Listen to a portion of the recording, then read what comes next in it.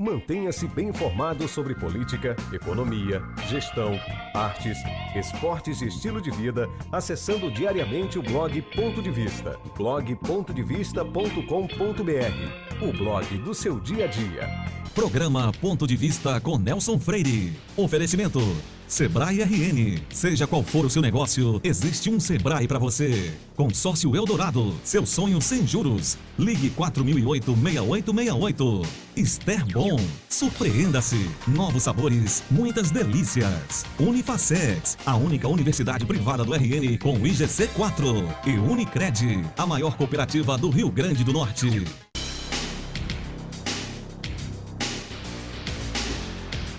O programa Ponto de Vista continua a série de entrevistas focando o atual momento político do Brasil.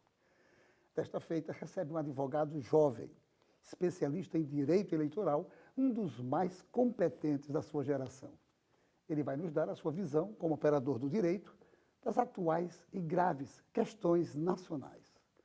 Por isso que é com muita satisfação que recebo o advogado Leonardo Paletó, que vai nos mostrar alguns detalhes legais e jurídicos desse conturbado processo político e jurídico que estamos presenciando. Sem dúvida, será uma verdadeira aula. Meu amigo Leonardo Paletó, uma satisfação imensa receber você no programa Ponto de Vista, sequenciando essa série de entrevistas com pessoas com visões diferentes. E agora, você como operador do direito, vai dar uma aula para a gente, eu não tenho dúvida. O nosso telespectador vai gostar imensamente de assistir. Muito obrigado por ter aceitado o convite. Eu que agradeço, Nelson. Não sei se bem uma aula, mas um bate-papo muito gostoso. Nós vamos travar sobre esse tema que é tão pertinente, tão importante, tão cotidiano, né? Está no dia a dia do nosso Brasil. E tão atual. Eu quero até começar perguntando logo uma coisa para você. O que é crime de responsabilidade? Nelson, veja bem, o crime de responsabilidade ele é aquele que é cometido, no caso específico da Presidente da República, pelo desempenho de suas funções. Ou seja, ele está atrelado à sua responsabilidade governamental enquanto gestor, enquanto chefe do Executivo, né? Então, eles estão discriminados na Constituição Federal e também tem uma lei específica, ainda da década de 50, que trata sobre eles. Mas, assim, para se diferenciar, para que o telespectador possa compreender, enquanto um crime comum é aquele que você, por exemplo, mata alguém, você furta, você rouba, é um crime comum praticado no dia a dia, o crime de responsabilidade ele tem que ter uma ligação direta com os aspectos que são ligados ao exercício da função. Como é que ele se configura, então, na prática? Na prática, justamente como eu lhe dizia, né? Ele precisa, na verdade, ter relação com a função específica do presidente. Por exemplo, a proteção da soberania nacional, as questões relativas à probidade administrativa, as próprias questões orçamentárias. Então, tudo isso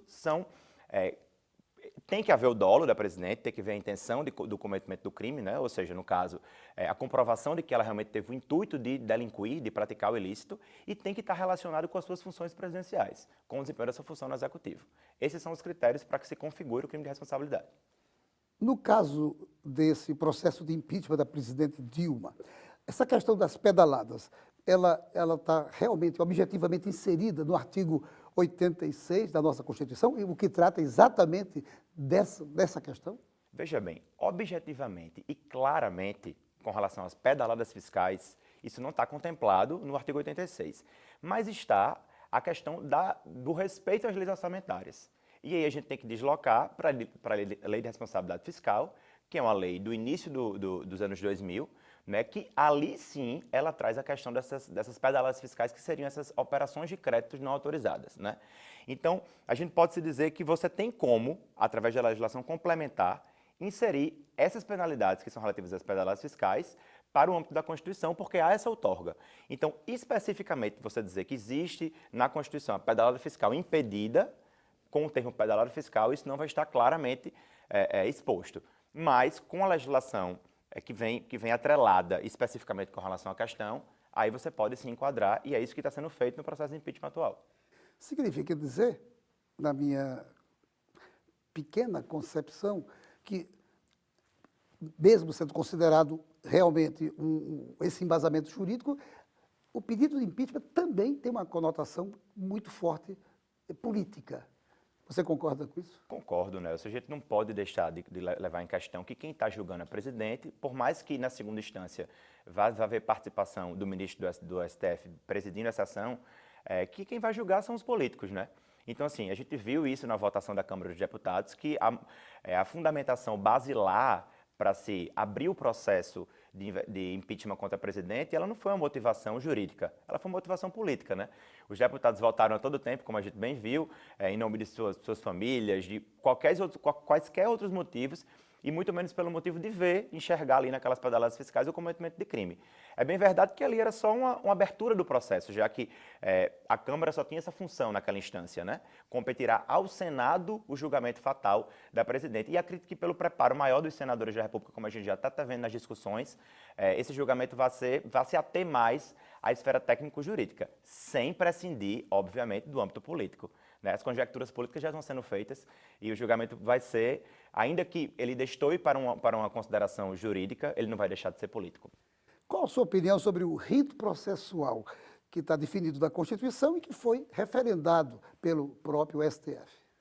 Olha, Nelson, eu acho que ocorreu um equívoco do STF, quem sou eu para dizer isso, mas é a minha opinião de jurista, ocorreu um leve equívoco do STF, quando eu acreditava que não precisaria de tanto tempo ainda para que fosse votado o relatório e a presidente fosse afastada, né? Eu acho que nessa questão, que foi uma questão decidida pelo STF, houve um equívoco nesse posicionamento. Eu acredito que o Senado seria obrigado a instaurar, acaso a Câmara, mas isso aí já está superado, né? A gente já tem todo o calendário do que vai ocorrer na questão do impeachment, então acho que se o STF decidiu, foi a última palavra, que bom que foi dada sobre o aspecto jurídico, que houve esse controle da legalidade e que está sendo aplicado. O que vale é que seja equânime, que seja justo, as regras pré-definidas, sem que ninguém usurpe o poder de ninguém. É isso que está sendo respeitado. O Judiciário tem atuado como protagonista desse processo ou não? Nelson, eu acho que protagonista, talvez eu não diria que fosse a palavra, porque ele está deixando, sim, o julgamento para ser tomado pelo aspecto político. O Judiciário não está interferindo, salvo quando há alguma discussão com relação a isso que a gente falou na pergunta que você me fez anteriormente, quando há alguma dúvida, está sendo levado isso ao Judiciário. Então, ele não deixa de ter um papel muito importante, né, preponderante, mas um papel de controle. Eu acho que o Judiciário ele não está se metendo além, ele está apenas controlando. E eu vejo isso como um protagonista, de certa forma, porque ele não deixa de ser o juiz, não deixa de ser a regra do jogo. Ele é aquele que está deixando o barco correr, mas interferindo nos momentos que são devidos. Qual é o seu ponto de vista sobre o que algumas pessoas, ou um grupo de pessoas, costuma dizer sobre judicialização da política? Qual é o seu ponto de vista sobre essa questão? Eu acho que a judicialização da política ela ocorre tanto no direito eleitoral, né, que é uma prática como a gente vê nas eleições, como ocorre no âmbito realmente, sobretudo desse processo de impeachment, né? A judicialização ela tende a o quê? A buscar que as regras sejam cumpridas de forma equânime para todo mundo, como eu falava anteriormente. Então, toda vida que há, e no direito existem muitas teses, existem muitas teorias, como a gente bem sabe, né? Alguma tese de alguém sendo contraposta e se coloca em xeque algum preceito fundamental, se leva ao STF a questão. Então, o que a gente mais vê são questões e que o STF está tendo que se pautar. Então, assim, essa judicialização ela é tremenda e extrema, mas sempre buscando que a legalidade adstrita ela seja cumprida. Então, acho que ela é salutar nesse aspecto. Ela ocorre, a bem da verdade, muitíssimo, mas ela é salutar quando ela busca ter um objetivo de... Agora, quando ela é para propalar, para procrastinar os feitos, aí eu acho que ela é nociva. Mas eu não acredito que esteja acontecendo nesses casos, pelo menos por enquanto. O que é que você acha da atuação do juiz Moro e da República do Paraná? República de Curitiba, né? Como Eu bem falou naquele áudio, né? República de Curitiba. Inclusive, eles já até fazem camisa lá em Curitiba, República de Curitiba, sobre isso. A atuação de Moro, não há brasileiro cidadão que não possa tirar o chapéu para Moro, que não possa elogiá-lo e referendá-lo. Tanto que há pouco tempo ele recebeu até um prêmio como as 100 personalidades mais importantes do mundo, da revista Forbes, né? Um prêmio que ele foi receber em Nova York. Mas não só por esse prêmio, acho que por conseguir levar a Lava Jato, que foi uma operação que começou para apurar um lava-jato lá em Brasília, desvio de dinheiro, chegar onde chegou, pegar a Petrobras, conseguir prender pessoas do alto escalão do governo, alto escalão político e econômico do Brasil. Então, eu acho que tem que se tirar o chapéu para Moro. É óbvio que naquela questão da liberação dos áudios, eu tenho um posicionamento jurídico discrepante de Moro. Eu acho que ele ali cometeu excesso, sim, naquele vazamento de áudio da presidente, mas esse é o meu lado jurista. O meu lado cidadão, de certa forma, ele não deixa de ter ficado feliz em saber as coisas que estavam acontecendo. Então, eu sou uma pessoa que tira o chapéu para Moro e acho que sua atuação tem sido indispensável nesse processo de moralização política do país. Tanto é que a própria população aclama ele até como se fosse um herói. E na verdade, ele merece. Ele merece por ter trazido à tona e ter tido peito para conseguir desbaratar todo esse desmande que estava ocultado das nossas vistas. Leonardo, impeachment é realmente um remédio eficaz contra eventuais práticas de irregularidades cometidas pelo Executivo? Nelson, o impeachment, ele está previsto na Constituição. Ele foi uma modalidade que foi trazida para a Constituição Federal para ser analisada. Agora, é muito importante que eu faça esse paralelo, eu preciso fazê-lo, é que, na minha concepção, o crime de responsabilidade ele precisa estar configurado. Por quê? Porque nós não elegemos um modelo de Constituição que privilegia o recall, que é aquele modelo que você simplesmente não gostou do presidente, ele não está tendo um desempenho político bom, e você vai lá e o substitui. Sobretudo um recall indireto, como se pretendia fazer agora com essa questão da Câmara e do Senado. Então, assim, o impeachment, ele existe, mas eu sou aquele, e ele é legítimo, mas eu sou aquele que defende de que o crime de responsabilidade tem que ficar realmente provado e configurado. Mas não há dúvida de que, respeitando-se a legalidade e se julgando sobre aspectos técnicos e jurídicos, ele é um instrumento da democracia, sim, e tem que ser aplicado. Então, essa história de dizer que esse impeachment agora é golpe é algo realmente bem distante da realidade. O que o governo fala, né, e aqui eu não vou entrar no aspecto meritório da questão, é que o golpe existe na medida que não há o crime de responsabilidade, que o governo sequer coloca em caráter de hipótese. Já o que a oposição traz é que o quê? Que existe crime de responsabilidade. Então, ou seja, desde que se configure, que o julgamento se paute realmente nas balizas de que o presidente cometeu um crime de responsabilidade, ele não vai poder ser considerado golpe, né? Golpe, na verdade, ele não é. Você pode até dizer que não há justificativa para o impeachment, mas tratá-lo meramente como golpe, quando todas as balizas estão sendo respeitadas, quando o direito de defesa está sendo consignado, quando todo o processo está sendo vigiado pelo STF, realmente eu acredito que essa afirmação não deve prosperar, não é a mais correta. Perfeito. Não saia daí, nós voltamos em instantes para o nosso segundo bloco.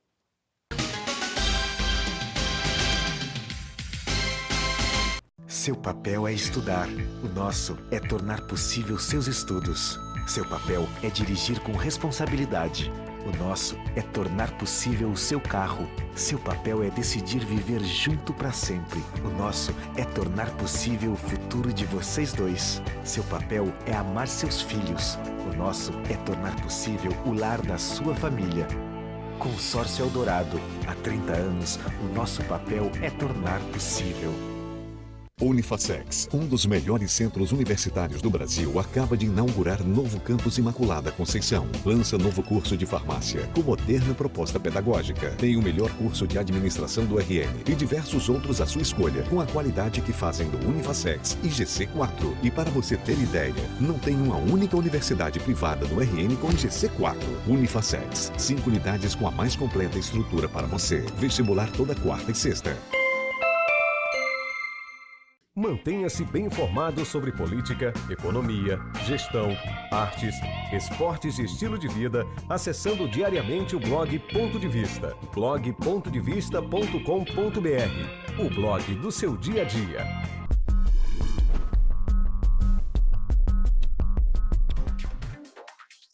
Por meio do Banco de Oportunidades, o Senac RN incentiva de forma gratuita o ingresso do ex-aluno da instituição no mercado de trabalho. O Banco de Oportunidades Senac facilita contato entre empresas e ex-alunos e encaminha o profissional qualificado para uma oportunidade de emprego. Para realizar o cadastro, o ex-aluno deve ter sido aprovado em um curso no Senac dentro da programação ofertada nas áreas de gestão e negócios, turismo e hospitalidade, informática, saúde, imagem pessoal e idiomas.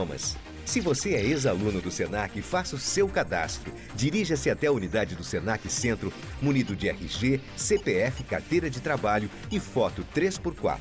E faça a sua inscrição. Senac, uma instituição do Sistema Fé Comércio RN.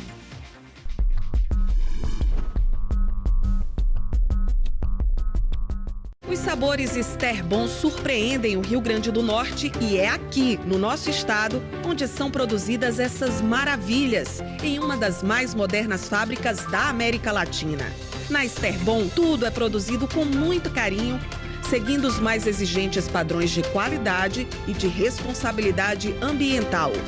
Exija a qualidade Esterbon na sua casa. O sabor genuinamente potiguar vai continuar te surpreendendo.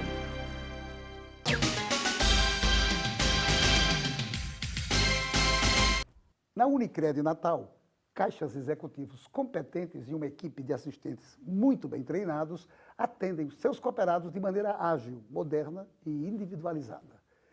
Tudo para que eles ganhem tempo em suas transações e resolvam sua vida financeira com tranquilidade. Essa é uma das razões que explica uma grande aprovação da cooperativa. Informe-se mais pelo telefone 4009-3535. E nós voltamos à entrevista com Leonardo Paletó.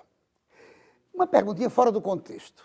É só para o telespectador que talvez não saiba e talvez ele até queira saber disso. Explique bem rapidinho como é que funciona o chamado foro privilegiado. O que é isso? É só para o nosso telespectador tomar conhecimento. Depois a gente volta para o nosso assunto base. Com o maior prazer. O foro privilegiado é simples de explicar. É uma prerrogativa que alguns políticos eles possuem em virtude da sua função, da sua condição política, de não ser julgados na esfera comum, quando denunciados, né?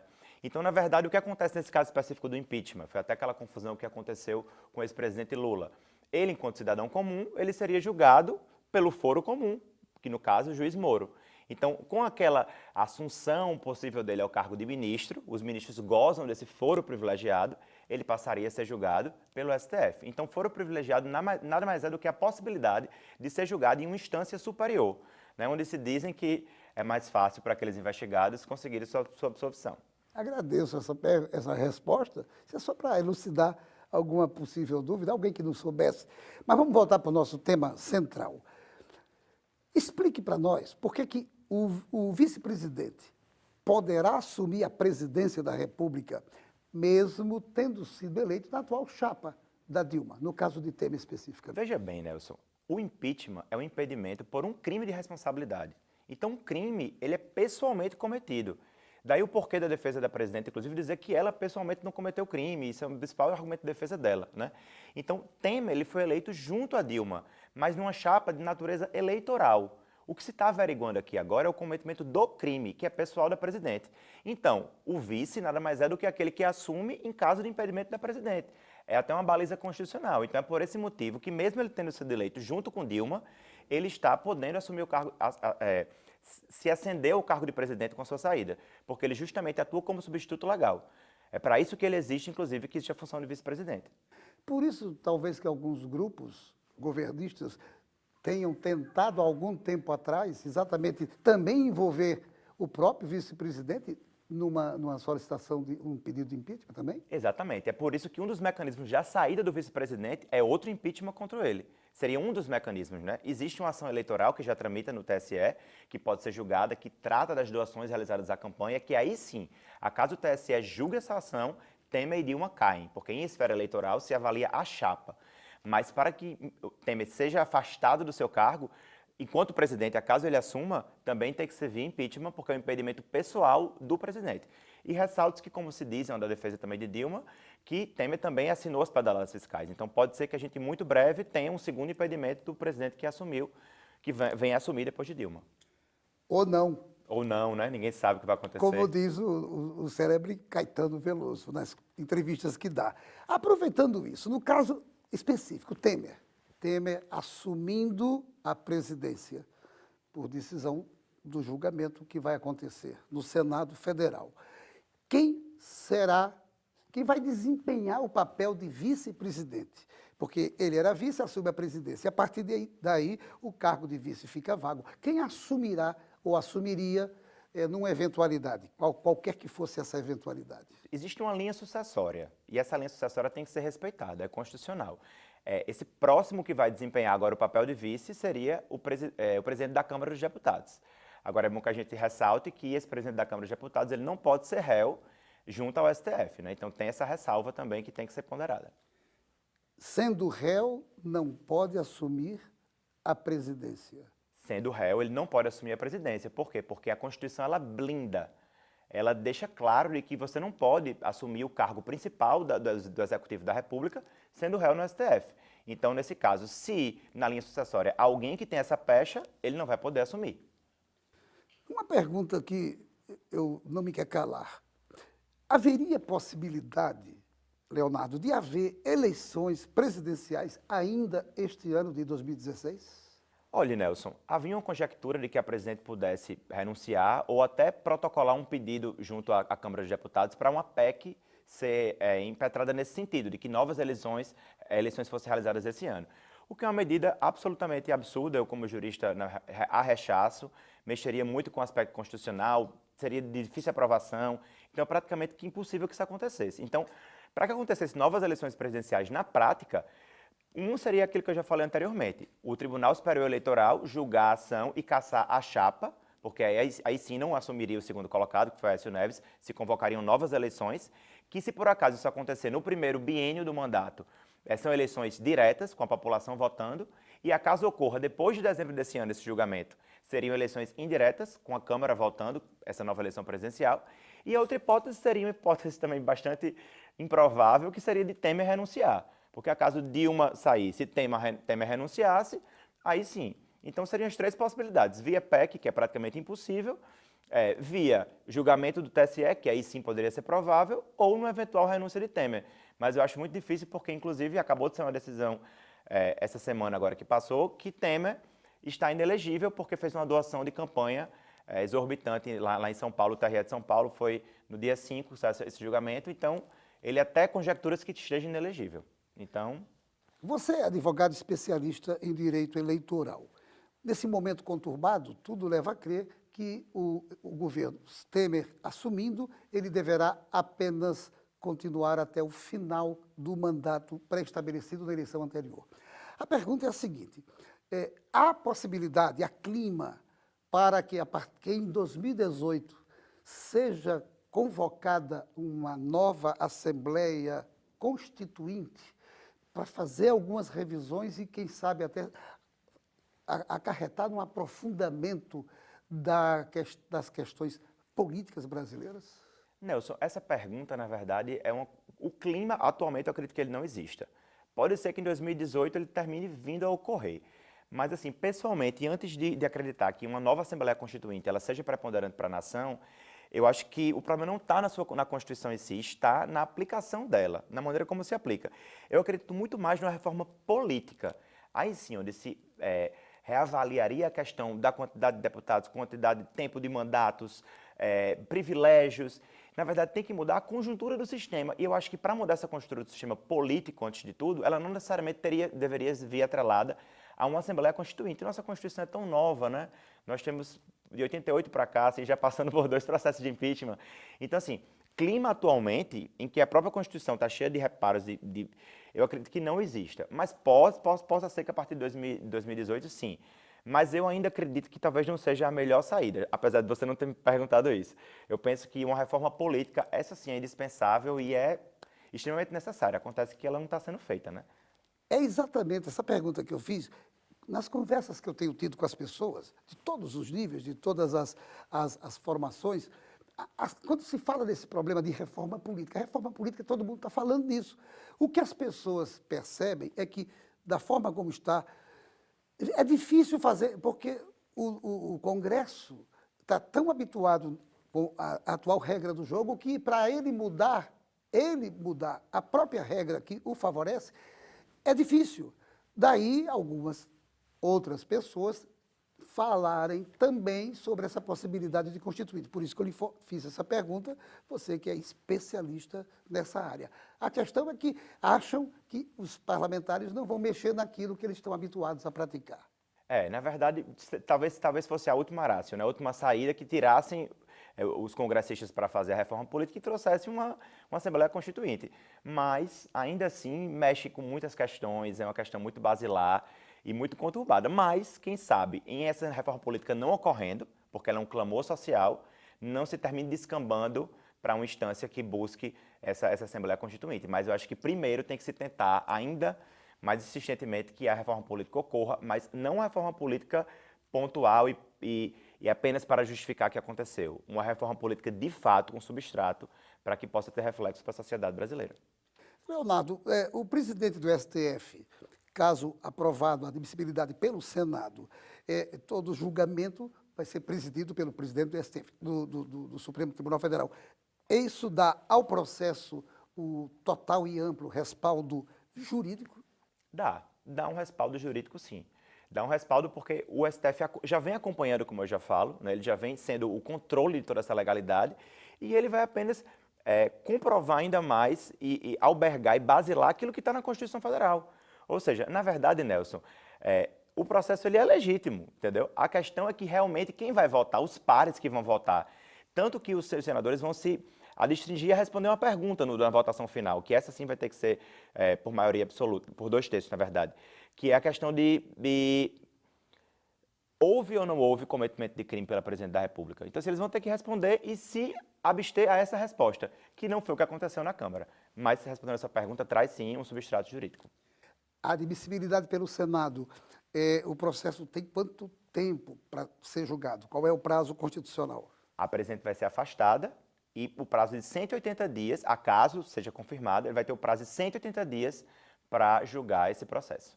O que é que acontece se, porventura, passado esses 180 dias, o julgamento não tiver sido concluído?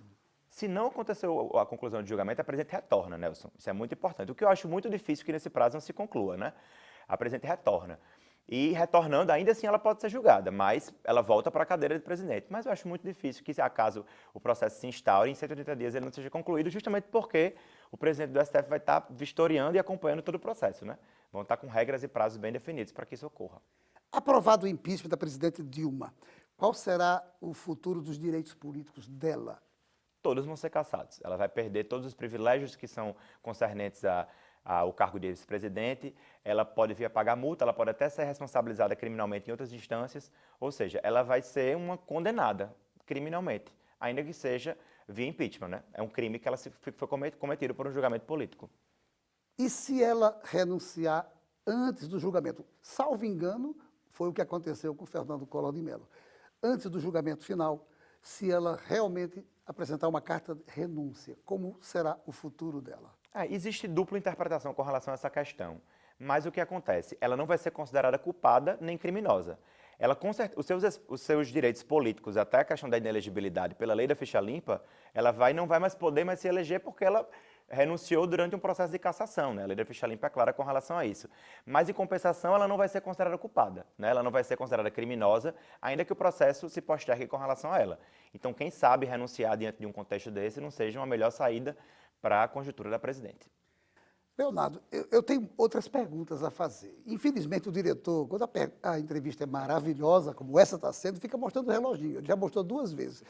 Eu vou fazer, então, uma última pergunta que já não tem mais a ver com esse tema. Você exauriu com muita competência, de forma brilhante, as perguntas que tivemos a oportunidade de formular. Lamentavelmente, as outras ficaram com outra oportunidade.